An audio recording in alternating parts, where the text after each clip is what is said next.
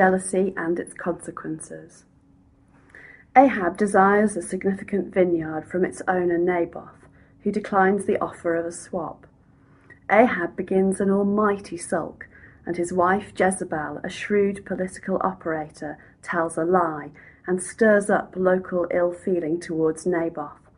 Naboth is stoned to death, and the vineyard taken by Ahab. Coveting another's possessions and bearing false witness, the subjects of the last two of the 10 Commandments, are at the heart of this ancient tale, and of many a modern story of gang warfare or political intrigue. As with any despotic ruler, media mogul, or drugs baron, Ahab's longing to dominate a piece of turf, linked through heritage and kinship to power in the community, goes beyond merely wanting possessions. Instead, it becomes an all-consuming acquisitiveness, which quickly eats away at his sense of status and worth, and leads to a petulant withdrawal from social interaction. And, as with any political fixer, spin doctor, or gangster's moll, Jezebel's modus operandi is to plant a lie, and then to stand back silently while others compound her actions. Naboth pays the price of the lie with his life. Whereas the focus of the 2nd to 8th commandments is more about our actions, these last two are more about the kind of change of heart that will need to come about if we are to follow the 1st commandment, to love the Lord our God with our whole selves, inwardly and outwardly.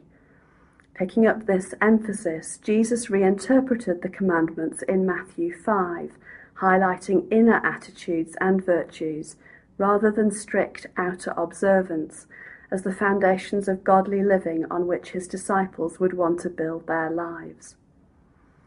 Between them, these commandments not to covet and not to bear false witness are at the heart of this inner way of being, which we will long to adopt as a loving response to divine grace.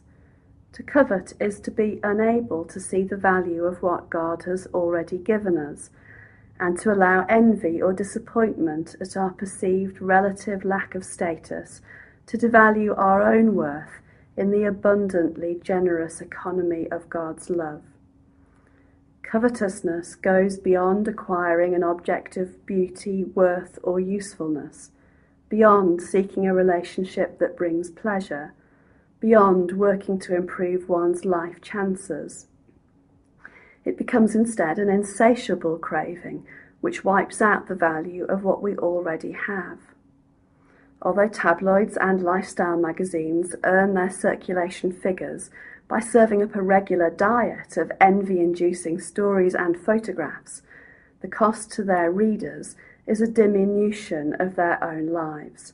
As the 17th century Anglican writer George Herbert expressed it, all covet, all lose.